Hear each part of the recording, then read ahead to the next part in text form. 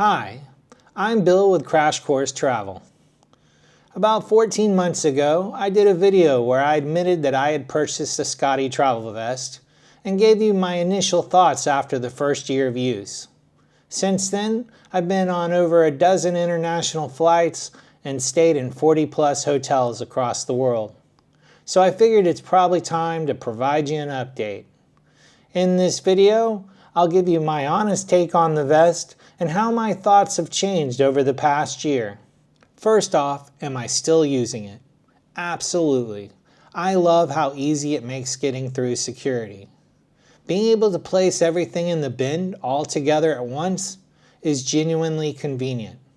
I'm the type of person that I feel rushed going through security, and this has helped eliminate some of that. I've developed a system where everything has a reserved pocket. My wallet, my passport, both phones, my charger and cables.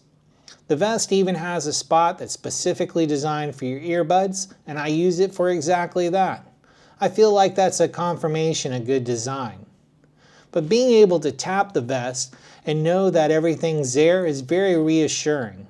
And having everything readily accessible on my flights is great. You've got enough things on your mind when you're traveling somewhere new. Not having to wonder where things are at cannot be overstated. Has how I used it changed over the last year? Yes. Early on, I'd wear the vest even when I was switching hotels. Nowadays, I use it a little differently. If I'm just changing hotels and not taking a flight, I don't wear the vest. Instead, I place my phone and my wallet into my travel sling, and then I use the vest like it's a checklist. I make sure that everything that's supposed to be there is there, and then I pack it into my backpack all at once. Travel vests are usually marketed as a way of bringing an extra bag's worth of stuff without having to pay the additional baggage fees. And that's how I figured I'd use it too. But since then, I've lightened my luggage load considerably, yet I'm still wearing the vest every single flight. For me, I realized it wasn't a matter of dodging extra fees or treating it as an additional bag. It was more about staying organized in a constantly changing situation. The fact that I'm the guy that usually misplaces his keys and I haven't lost anything yet is probably the best testament to this thing's value. So how's it held up? Honestly, it still looks like the day that I bought it. The stitching and zippers have held up remarkably well. After 2 years of what most people would consider heavy use, there are no obvious signs of wear and tear. It's clearly built with quality materials. So have I gotten over how it looks? Absolutely not. Someone in the comments section from the first video said, "You have to embrace your inner dork." I think that's absolutely true. Probably very good advice. I don't think I'm ever going to put the vest on, look in the mirror and go, "Looking good, Bill." But I do think I've gotten to the point where I can say, "Looking smart." And that's probably more important, so I'll take that. So should you buy one? Well, that really depends on who you are and how you plan on using it. If you're a chronic overpacker, then I'd probably give it a solid B.